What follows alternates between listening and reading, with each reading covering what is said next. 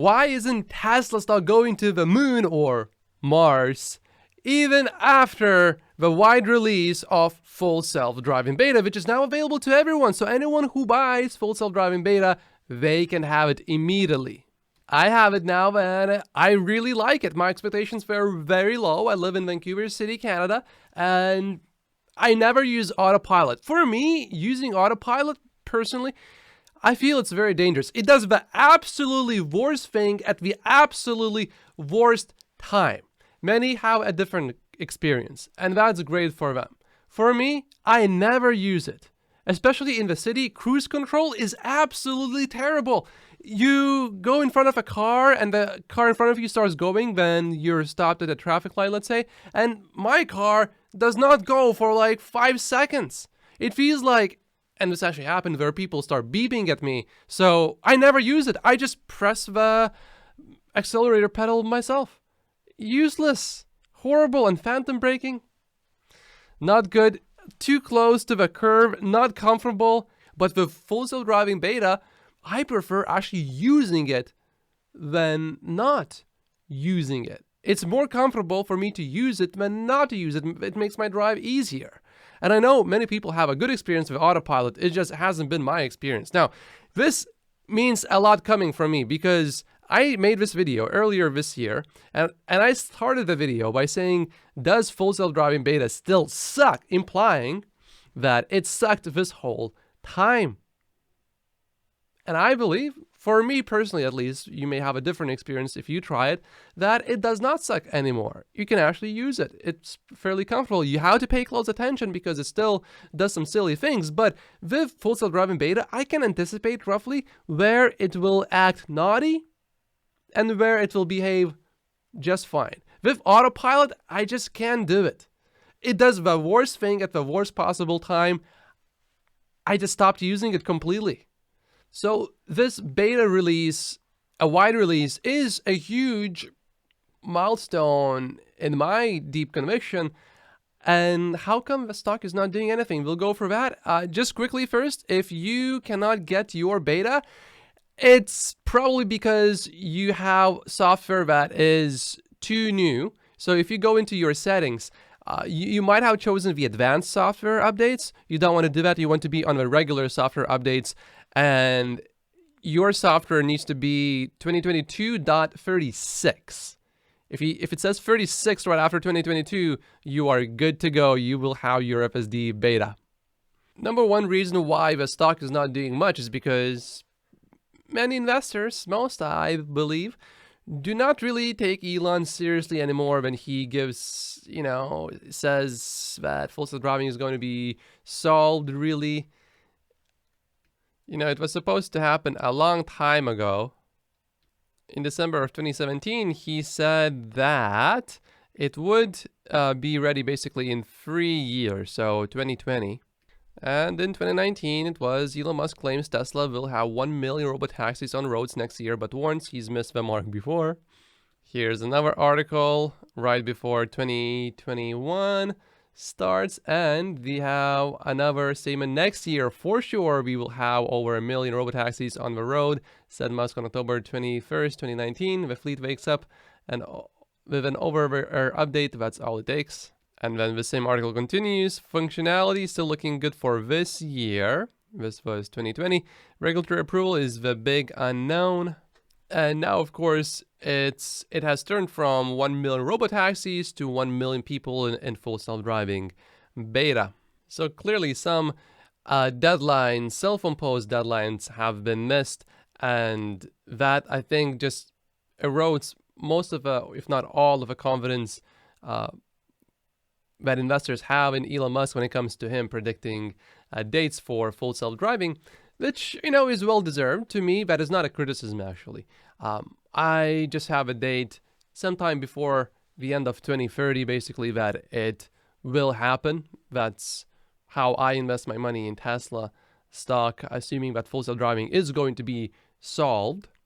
The thing is, human beings are extremely bad at predicting exponentials, and full self-driving is one of those exponential technologies. So, and usually human beings, they underestimate when such technologies would arrive. And Elon Musk knows that, so he's trying to make up for that bias, and he went too far the other direction, trying to overcompensate for the bias that most people would have. Because think about this.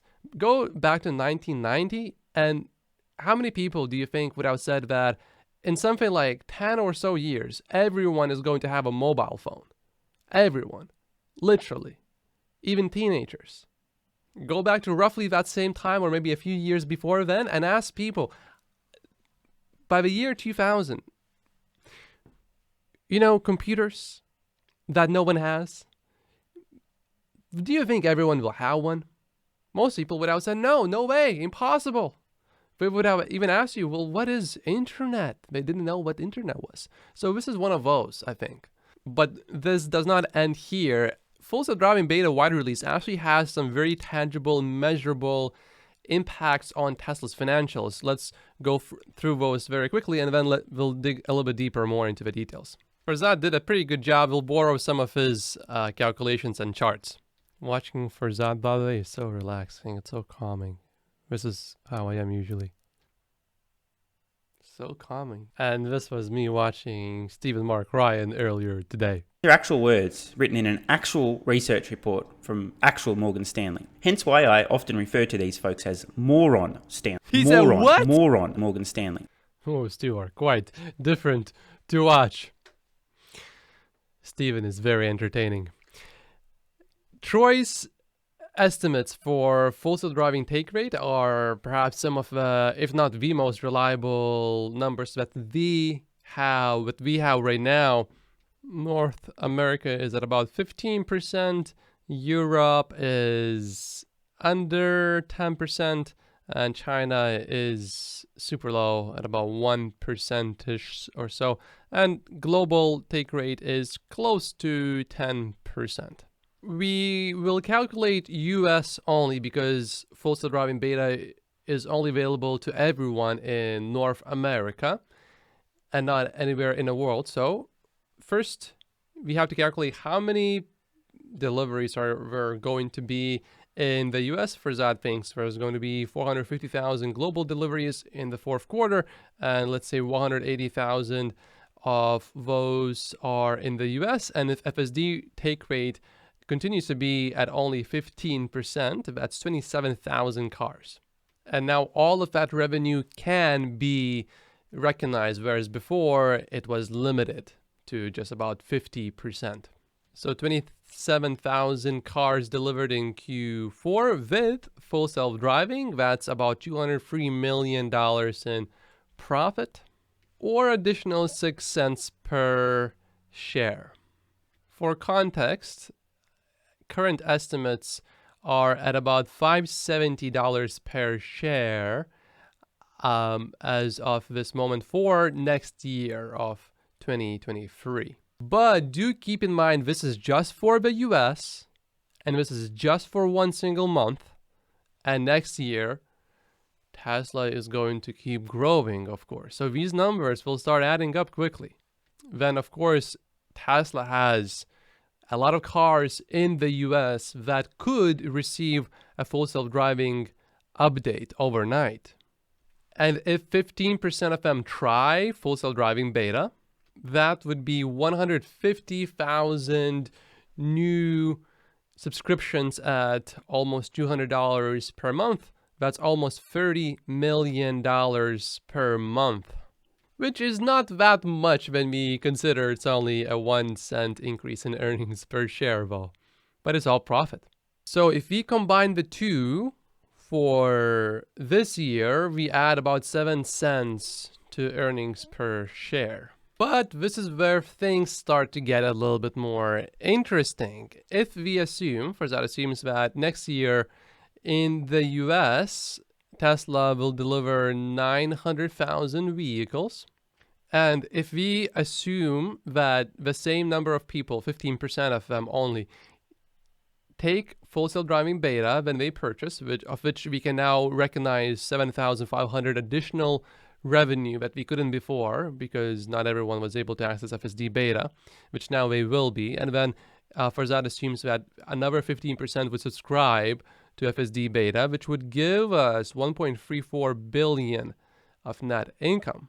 And when we compare that to last year's net income of Tesla, mind you, this includes regulatory credits, this number starts to look a little bit more interesting, doesn't it? And if we assume quite a bit higher take rate, especially for subscriptions, then we get 2.6 billion of net income, which is almost half of Tesla's net income in 2021.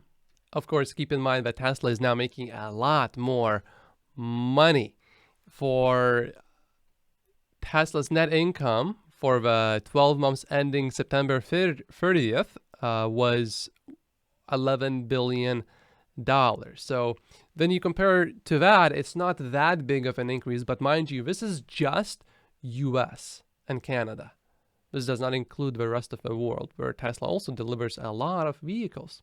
And all of that eventually will also come online. But if you add even that more conservative scenario, looking at earnings per share, it's not that much. When projected earnings are at roughly $6-ish, that's the consensus, to be exact, $5.70. So a 36-cent increase in earnings per share is not even 10% of earnings. That's why you didn't really see the stock jump up just yet. But the moment is going to be clear that robotaxis are coming very soon. That's when I think we will start to see a big change in the sentiment, which, may take a while. But after trying full self-driving beta myself, I am convinced on this different level that it will happen. The date, of course, is not exactly clear, but I am very optimistic. I feel very good about this, and everything I look at also in terms of progress, just the facts. It used to, just a year ago, it used to be really bad, and now it's actually useful. So if you just assume that same rate of progress, which should probably accelerate because of the incredible amount of data that Tesla will be able to collect now, tell me how full self-driving is not going to be solved.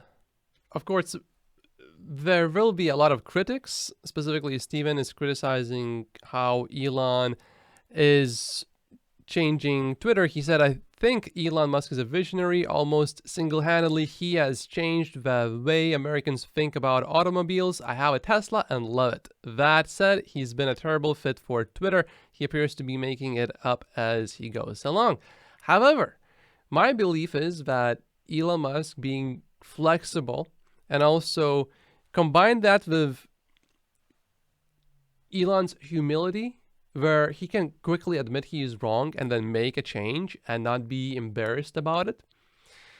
I think that gives him a strong edge. When many companies stick with a failing strategy, he quickly realizes, oh, no one wants battery swap technology. People can charge at home. They prefer to keep their own battery in the car so they know how healthy the battery is. And to do battery swaps, it would cost so much money, all the infrastructure, all the real estate that we would have to have. At least in the beginning, definitely it doesn't make any sense because people can just charge at their house anyway. And we have a supercharger network, which is good enough if you go on a road trip. And in 15 years or 10 more years or 7 more years, by the time when EVs really get adopted on a mass scale, by then probably charging speeds are going to be so quick that it will perhaps take almost just as much time to actually charge the battery as it will take to swap the battery. Elon realized that, and they abandoned the battery swap technology. This was a long time ago, 2014 now. Also, when you include battery swapping technology into your car, you will make the car a little bit worse. The handling is not going to be as good. The car will not be as safe in a collision, and the weight is probably going to be higher. So it's not just one thing that you have to look at. Elon looks at the whole thing and then makes a decision. Elon Musk made the mistake with the initial launch of the verification system, and now he's pivoting, he's changing. It's going to be 3 different check marks, with blue for individuals or whether that is celebrity or not. Governments will be gray, and companies will be this sort of gold color. We should hear about more details how this will actually go into work. Hopefully there's going to be no more Marios showing you the middle finger on the official Nintendo account. That would be not cool. I thought that Elon would implement what Gary is suggesting here when he first rolled it out, so I was a little bit surprised that there was no photo ID asked or anything like that. But Elon adapts quickly. These are 48 reasons why I only own Tesla stock in my stock portfolio. My name is Matt Postius. I'll see you later today. Make sure to like and subscribe if you haven't yet. And see you right here.